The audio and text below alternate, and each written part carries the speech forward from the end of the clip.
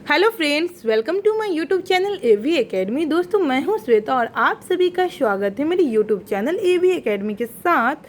दोस्तों, आज हम लोग हिस्ट्री का क्लास करेंगे और आज हिस्ट्री में हम लोग बौद्ध धर्म से रिलेटेड जानकारी को प्राप्त करेंगे। पिछले क्लास में हम लोगों ने बौद्ध धर्म से रिलेटेड ही बातें की थी, तो जिन लोगों ने पिछले क्लास को नहीं किया उनके लिए मैं डिस्क्रिप्शन बॉक्स में लिंक को डाल दूंगी ताकि आप लोग पिछले क्लास को कर लीजिए। और जो कुछ शेष बच गया था बौद्ध धर्म से रिलेटेड कुछ पॉइंट्स, जिसको आज की क्लास में हम लोग कंप्लीट करेंगे। तो चलिए आज की क्लास को शुरू करते हैं।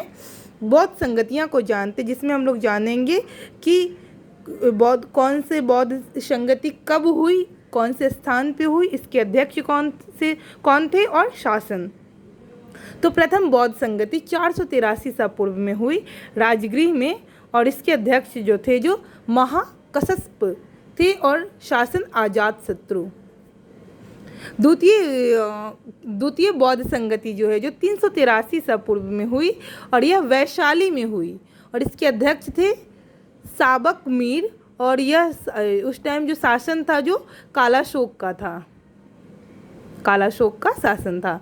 तृतीय बौद्ध संगति 250 ईसा पूर्व में हुई, पाटलिपुत्रा में हुई, और इसके अध्यक्ष जो थे जो मोगली तित्स थे, और इसका शासन जो था, शासक थे उस टाइम के अशोक थे। इनके शासनकाल में हुई थी तृतीय बौद्ध संगति जो पाटलिपुत्र में हुई थी। चतुर्थ बौद्ध संगति 98 ईसा पूर्व में हुई, कुंडलवन। वसुमित्र अध्यक्ष थे और ये शासन जो कनिष्क के शासन में चौथी क्या कहते हैं बौद्ध संगति को संपन्न किया गया। तो इस तरीके से ध्यान रखिएगा, क्वेश्चन ये भी पूछ देता है कि कौन से शासक के शासन काल में कौन सा बौद्ध संगति हुआ। जैसे पूछा जा सकता है कि अशोक के शासन काल में कौन से बौद्ध संगति हुआ, या फिर इसका स्थान कौन सा था, किस स्थान पे करवाए थे। तो इस तरीके से क्वेश्चन पूछा जा सकता है। तो ध्यान रखिएगा, तृतीय बौद्ध संगतियाँ हुई थी कि इसके अशोक के शासनकाल में या पाटलिपुत्रा में हुई थी, पाटलिपुत्र में। आते नेक्स्ट, नागार्जुन किस बौद्ध संप्रदाय के थे? तो माध्यमिक संप्रदाय के। विश्व का सबसे ऊंचा विश्व शांति स्तूप कहाँ, बिहार में कहाँ स्थित है? तो राजगीर में। इम्पॉर्टेंट है, ध्यान रखिएगा। विश्व का सबसे ऊंचा विश्व शांति स्तूप राजगीर में स्थित है। बुद्ध की 80 फीट ऊंची प्रतिमा जो बोध गया में स्थित है, किसके द्वारा निर्मित की गई है? तो जापानियों द्वारा बनाया गया है इसको, जो कि 80 फीट ऊंची प्रतिमा है। और कहाँ पे स्थित की गई है? तो बोध गया में। एशिया का ज्योतिपुंज, लाइट ऑफ एशिया के नाम से किसे जाना जाता है? तो गौतम बुद्ध को लाइट ऑफ एशिया यानी कि एशिया के ज्योतिपुंज के नाम से जाना जाता है। तो ये भी बहुत इंपॉर्टेंट है, ध्यान रखिएगा, क्योंकि इस पॉइंट से क्वेश्चन पूछा जा सकता है। एशिया के ज्योतिपुंज किसे कहा जाता है? तो गौतम बुद्ध को लाइट ऑफ एशिया। शून्यता के सिद्धांत का सर्वप्रथम प्रतिपादन करने वाला बौद्ध दार्शनिक कौन था? तो नागार्जुन। नव नालंदा महाविहार किसके लिए विख्यात है? पाली अनुसंधान संस्थान के लिए। नेक्स्ट पॉइंट देखते हैं, बौद्ध तथा जैन दोनों ही धर्म किस मत में विश्वास रखते हैं? कर्म तथा पुनर्जन्म के सिद्धांत में विश्वास रखते हैं बौद्ध तथा जैन दोनों धर्म। गौतम बुद्ध को एक देवता का स्थान किस राजा के शासक काल में प्राप्त हुआ? तो कनिष्क के शासन काल में गौतम बुद्ध को एक देवता का स्थान दिया गया। बुद्ध की खड़ी प्रतिमा किस काल में बनाई गई? कुषाण काल में बुद्ध की खड़ी प्रतिमा बनाई गई।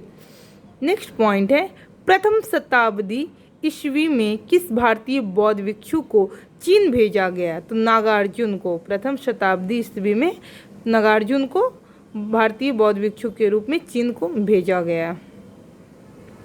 नेक्स्ट आते हैं त्रिपिटक, नाम, स्वरूप और विषय। सूत पिटक, त्रिपिटक में है सूत पिटक, विनय पिटक और अभिधम्म पिटक। ठीक है, तो देखते हैं हम लोग सूत पिटक में पिटकों में बृहत्तम है। विषय बुद्ध के उपदेशों व संवादों का संकलन मिलता है। यानी कि सूत पिटक जो है जो पिटकों में सबसे बड़ा है और इसके अंतर्गत जो है जो बुद्ध के उपदेशों व संवादों का संकलन मिलता है। विनय पिटक जो है जो पिटकों में लघुतम है यानी कि छोटा है और इसमें बौद्ध संघ के आचार विचार व नियम निषेध का संकलन मिलता है। यानी कि विनय पिटक में बौद्ध संघ के आचार विचार व नियम निषेध का संकलन मिलता है। वहीं तीसरा है अभिधम्म पिटक। अभिधम्म पिटक में पिटकों के मध्यम यानी कि पिटकों में मध्यम है, सबसे बड़ा सूत पिटक, मध्यम अभिधम्म पिटक और विनय पिटक जो है जो छोटा है, लघुतम है। अभिधम्म पिटक में क्या मिला तो बुद्ध के आध्यात्मिक व दार्शनिक विचारों का संकलन मिलता है। आध्यात्मिक व दार्शनिक विचारों का संकलन देखने को मिलता है अभिधम्म पिटक में। आगे आते हैं,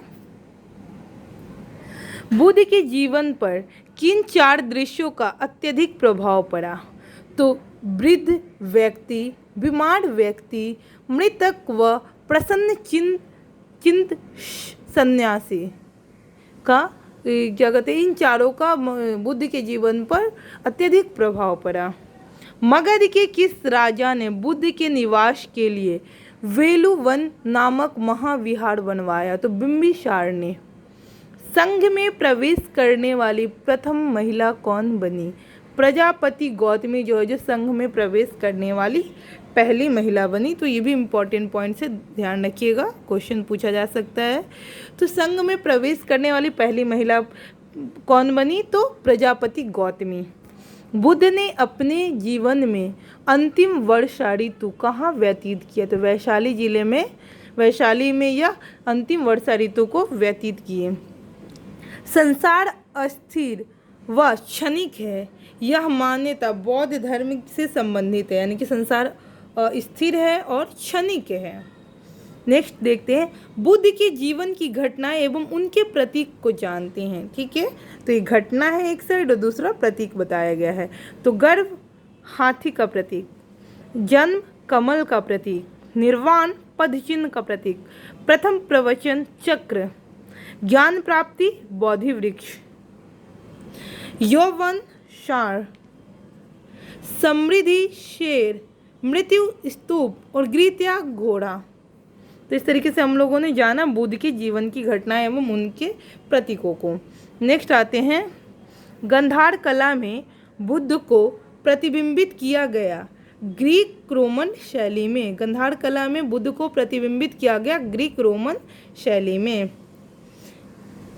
उपोषत का आचरण कौन करते हैं? उपोषत का आचरण कौन करते थे तो बौद्ध भिक्षु जो है जो उपोषत का आचरण करते थे बौद्ध भिक्षु। महायान बौद्ध धर्म में बौद्धिस्त्व अवलोकितेश्वर को किस अन्य नाम से जानते हैं तो पद्म पाणि के नाम से जानते हैं। भारत का सबसे बड़ा बौद्ध मठ कहाँ स्थित है तो सिक्किम में स्थित है। ये भी इम्पोर्टेंट पॉइंट से ध्यान रखिएगा। भारत का सबसे बड़ा बौद्ध मठ कहाँ स्थित है तो सिक्किम में स्थित है। बौद्ध शब्दावली में धर्म चक्र प्रवर्तन से क्या निर्देशित होता है तो बुद्ध का प्रथम उपदेश निर्देशित होता है। व्रजयान बौद्ध धर्म में बुद्ध की संगिनी को कहा जाता था तो ताड़ा। बौद्ध धर्म की किस शाखा का अनात्म सिद्धांत एवं पुद्गल को मान्यता दी गई है तो सर्वास्तिक को। सांघिकों के अनुसार जीव किसके निर्मित है? नव धर्म के। बौद्ध धर्म के त्रिरत्नों में क्या शामिल है? बुद्ध, धम्म और संघ शामिल है। बौद्ध दर्शन के अनुसार कारण एवं कार्य के सिद्धांत को किस प्रकार से जाना जाता है तो प्रतीत्य समुत्पाद के नाम जाना जाता है। प्रकार से प्रतीत्य सामुत्पाद का अर्थ है संसार की सभी वस्तुएं किसी न किसी कारण से उत्पन्न हुई हैं, इस प्रकार वे इस पर निर्भर है। अच्छा, फिर से एक बार इसको पढ़ देती हूँ। प्रतीत समुत्पाद का अर्थ है संसार की सभी वस्तुएं किसी न किसी कारण से उत्पन्न हुई है, इस प्रकार वे इस पर निर्भर हैं। और आज का लास्ट पॉइंट है, बौद्ध धर्म की महायान शाखा औपचारिक रूप से कनिष्क के शासनकाल में प्रारंभ की गई थी। कनिष्क के शासनकाल में प्रारंभ की गई थी। तो दोस्तों इस तरीके से बौद्ध धर्म से रिलेटेड जितने भी पॉइंट्स थे उसको आज हम लोग यहाँ पे कंप्लीट किए। तो दोस्तों कहीं भी किसी भी प्रकार का आप लोगों को कन्फ्यूजन लगे तो आप लोग कमेंट सेक्शन में कमेंट को डाल सकते हैं। मैं आपकी जो भी प्रॉब्लम होगी उसको दूर करने की कोशिश करूंगी। तो दोस्तों मैं उम्मीद करती हूँ कि मेरे क्लास से आप लोग को बेनिफिट मिल रहा होगा। तो इसी तरीके से मेरे क्लास के साथ बने रहिए। और अगर आपने अभी तक हमारे यूट्यूब चैनल AV Academy को सब्सक्राइब नहीं किया तो सब्सक्राइब कर ले, बेल आइकन को दबा दें ताकि लेटेस्ट अपडेट आपको मिलता रहे। Thanks for watching my video.